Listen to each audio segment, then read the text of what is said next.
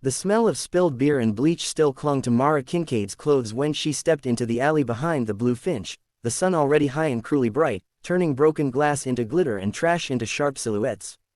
Daylight had a way of exposing everything people tried to hide, and that morning it exposed a sound that did not belong there at all. It was small and weak, like a bird that had forgotten how to fly, rising from a dumpster that steamed under the heat. Mara froze, her heart hammering, knowing before she knew that something was terribly wrong, and that once she took another step, her life would never fold back into its old shape. Before the story pulls you any deeper, if you believe in kindness, second chances, and the idea that even the hardest lives can be softened by one brave choice, please like this video, leave a comment, share it with someone who needs hope, and subscribe to the channel Only Kindness. Your support keeps stories like this alive and reaching hearts that need them. Mara was a barmaid by night and a survivor by day, the kind of woman who learned early to measure the world in shifts and tips, in aching feet and quiet endurance. The Blue Finch sat on the edge of the city's old industrial district, a place where daylight showed rusted fences and faded murals, and nighttime hid them behind neon and noise. Mara worked the early afternoon cleanup shift, scrubbing tables while the city woke up, because it paid a little extra and because mornings were easier on her soul. That day, the sun was already punishing, and the alley smelled like yesterday's regrets. The sound came again, faint but unmistakable, and her hands began to shake as she moved closer to the dumpster, its lid half open and buzzing with flies. What she found inside stole the breath from her chest. Wrapped in a thin, oil-stained blanket was a little girl no older than 4, her face smudged with grime, her curls stuck to her forehead with sweat. The child's eyes fluttered open, unfocused but alive, and her tiny fingers clutched the blanket like it was the last solid thing in the world. Mara's mind raced through 1,000 thoughts at once, fear and anger tangling together, but her body moved on instinct. She climbed into the dumpster, ignoring the stench, cradling the child against her chest, feeling how light she was, how fragile. The girl whimpered once and then went still, exhausted, trusting in a way that made Mara's throat burn. The city around them kept moving. Cars passed, horns blared, someone laughed down the block. Daytime indifference wrapped itself around the alley like a second skin.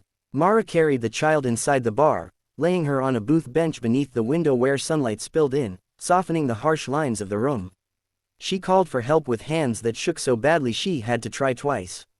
While they waited, she noticed a small leather bracelet around the girl's wrist, too big for her, stamped with a winged skull and a name etched inside in careful, practiced lines. The name was Rook Calder.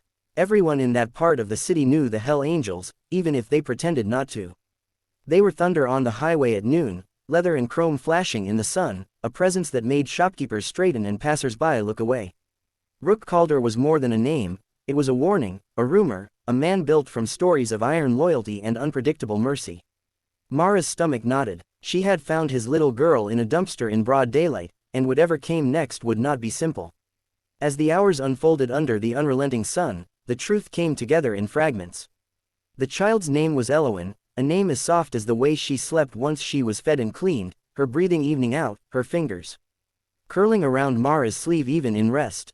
Elowen had been left behind by someone who thought trash could swallow a secret. The city's response was procedural and slow, as if daylight made urgency unnecessary. Mara stayed with the girl, refusing to leave, feeling something old and fierce wake up inside her. She had grown up in foster homes, learned early what it meant to be forgotten, and the idea of this child slipping back into the cracks made her chest ache. When the Hell Angels arrived, they did not come roaring in like the stories promised. They came quietly, engines cut at the curb, boots hitting pavement with measured calm. Rook Calder stepped forward alone, the sun bleaching his dark hair at the edges, lines etched deep around his eyes by years of wind and road. He looked like a man carved from consequences. The room felt smaller when he entered, and every sound seemed too loud. His gaze found Elowen instantly, and for a moment the weight of everything he was fell away, leaving only a father who had been torn open and stitched back together wrong. Rook had been searching since dawn. The city had given him nothing but shrugs and rumors, and the daylight had mocked him with its clarity, showing him all the places he had failed to protect. When he saw his daughter safe, wrapped in clean towels, her cheeks flushed with sleep, something inside him broke and then steadied. He took her into his arms with a care that surprised everyone watching, his hands gentle, his posture protective. The Hell Angel's reputation hung heavy in the room, but it could not touch that moment. What he did next shocked everyone because it went against every expectation carved by fear and legend. Rook did not threaten. He did not rage. He turned to Mara, this exhausted barmaid with bleach-stained hands and tired eyes, and he bowed his head. In the bright, unforgiving daylight, he thanked her with a gravity that felt like a promise. He asked her to sit, to tell him everything, and he listened like a man who knew that listening was the only way forward. The truth spilled out of Mara in long, uneven breaths. She spoke of the sound, the dumpster, the fear that still clung to her skin.